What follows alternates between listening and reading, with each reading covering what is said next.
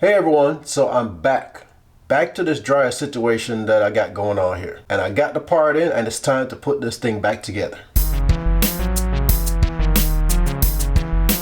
Okay, so I ordered the part from Appliance Parts Pro, and here it is. It's in this bag right here. So I got an extra belt because I know the belt that I was using was under stress because of that broken wheel. And here's the culprit. So here's a side-by-side look of the old and the new. So as you can see, the new one has the metal piece embedded in there, and somehow that old one just burnt itself out. Maybe it froze up and it was just getting hot. I have no idea. All I know that this is what it's supposed to look like. So I've cleaned off the shaft that this wheel sits on and got off all the crud and stuff that was probably making the other one froze up, and now this one is ready to be installed back in place. Okay, so now that the wheel is back in place, before I start reassembling this thing, it's time to do some cleaning because this thing has a lot of gook and lint and dirt down in the bottom. So I'm gonna do a thorough cleaning out. I'm gonna use a spray can and spray that dust out, use the vacuum and get some stuff out of there. So I'm gonna do all of that before I actually put the barrel in, the part where you put the clothes in. I guess it's called the barrel. So to do this, I'm just gonna use a plain old microfiber cloth to get all that heavy stuff off, and an air can. Simple air can you use to blow off your computer equipment and stuff like that. I'm just gonna blow out all the dust from the areas that I can't get this cloth into.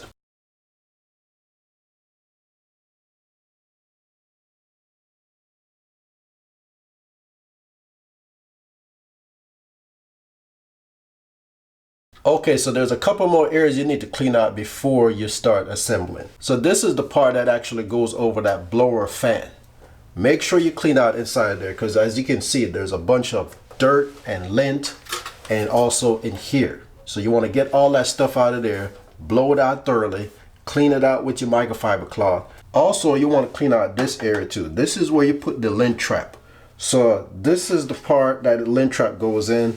Clean out inside of there. Try to get inside of there as much as you can. Use your toothbrush and your microfiber cloth and get all that gook out of there. So might as well you just go ahead and clean out all those areas while you have the machine apart. Plus it will make the machine more energy efficient because all that dirt and stuff is now blocking the airflow, and your machine run less and dry your clothes faster. So go ahead and put the effort in and just go ahead and clean out all that stuff instead of putting the dirty part back in there. So more and more I'm glad that I did this thing myself because I wouldn't have got this kind of cleaning service from the repair guy. He would have just fixed that part that was broken and then hit the road. So with me doing it myself, it made me want to get in there and get all that gook and dirt out of there and not just toss the parts back in. So now the lint trap is the last thing I'll be cleaning before I put this whole thing back together. And those toothbrushes get into those nooks and crannies that you can't get into.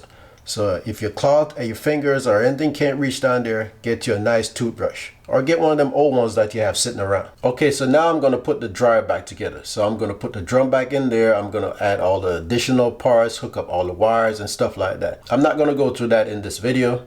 There's a website I will direct you to that shows you step by step of how to take this thing apart and put it back together. But not just a dryer, they do other appliances too, and I want to give them credit for it because I learned a lot from just watching them doing the video. Okay, so as you can see, I got the drum back in there. The front cover that holds the drum is back on also. The belt is on, everything is on, and as I turn the drum, it has a little bit more tension on it now, so it's not like freewheeling like it used to.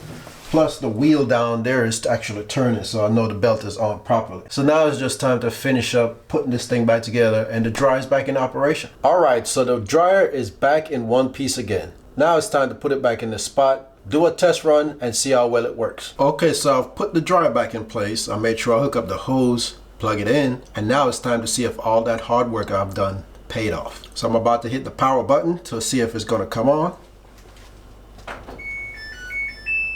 I hear that startup chime. Now let's hit that start button and see what happens.